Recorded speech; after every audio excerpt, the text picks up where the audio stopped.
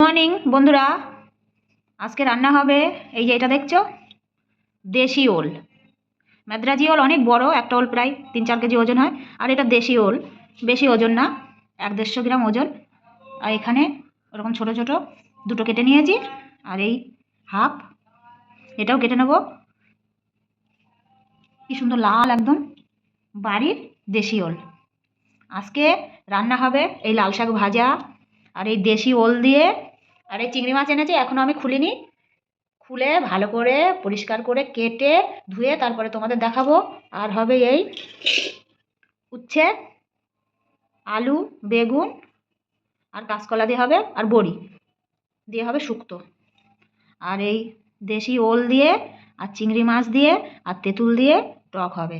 ততক্ষণ আমি ওলটা পরিষ্কার করে কেটে নিই, চিংড়ি মাছগুলোও সুন্দর করে ধুয়ে বেছে কেটে নিই। ততক্ষণ দেখতে থাকো।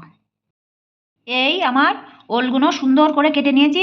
এবার ভালো করে ধুয়ে নিয়ে লবণ দিয়ে সেদ্ধ করে জল ফেলে দেবো, তারপরে রান্নার দিকে যাব। চিংড়ি মাছটা পরিষ্কার করে কেটে ধুয়ে নিয়েছি। আর এখানে নিয়ে নিয়েছি হাফ পেঁয়াজ, টক বলে বেশি পেঁয়াজ দেবো না, সেটা কুচি করে নিয়েছি। আর এই যে 6টা কাঁচা লঙ্কা। আর এইটা হচ্ছে তেঁতুল, পুরনো তেঁতুল, একদম কালো হয়ে গেছে। আমি বাড়ির গাছে তেঁতুল ভালো করে দানা ছাড়িয়ে রোদ্দুরে শুকনো করে আজ থেকে 5 বছর আগে কোটোয় রেখে দিয়েছি, এখনও খুব সুন্দর আছে। সেখান থেকে এক গোলা তেঁতুল নিয়ে নিয়েছি।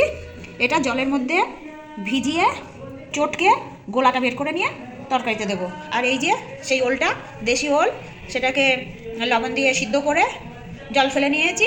এবার এই চিংড়ি মাছগুলো ভেজে তারপরে এক এক করে তোমাদের সঙ্গে আমি দেখাচ্ছি।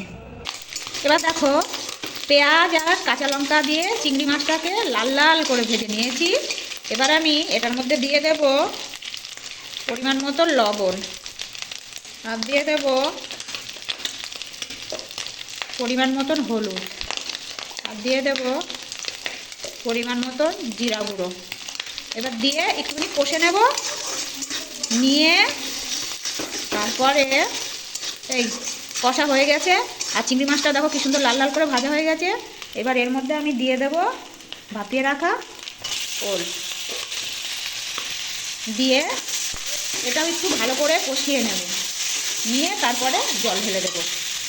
জলটা যখন ফুটবে, ঝোলটা একটু গাঢ় হবে, তখন এই যে বাটিতে ভিজিয়ে রেখেছি সেই তেঁতুলটা, এটা ভালো করে চটকে ছিপড়েগুলো ছেঁকে ফেলে দেবো। আর এই তেঁতুলের গোলাটা এর মধ্যে দিয়ে দেবো। ততক্ষণ এর মধ্যে আমি জল দিয়ে দিই। দেখো তরকারিটা কীরকম ফুটছে, আর ঝোলটাও গাঢ় হয়ে এসছে। এবার আমি এই যে ভিজিয়ে রাখা তেঁতুলের টক এখানে ঢেলে দেবো। এই ঢেলে দিয়েছি। এইবার আরেকটু ফুটলে পারে এটা আমি নাবিয়ে নেব, ততক্ষণ সঙ্গে থাকো। আমার রেডি হয়ে গেছে দেশি ওল, চিংড়ি মাছ আর তেঁতুল দিয়ে টক, আর এই শুক্তো, আর এই শাক ভাজা। এই হচ্ছে আজকের মেনু। দেশি ওলটা খুব সুন্দর সিদ্ধ হয়েছে আর খেতেও খুব ভালো টেস্ট হয়েছে। এবার আমরা দুপুরে এইগুলো দিয়ে খাওয়া দাওয়া করবো। আর কেমন হয়েছে কমেন্ট করে জানাবে। ভালো লাগলে লাইক, শেয়ার, সাবস্ক্রাইব অবশ্যই করবে। ধন্যবাদ বন্ধুরা।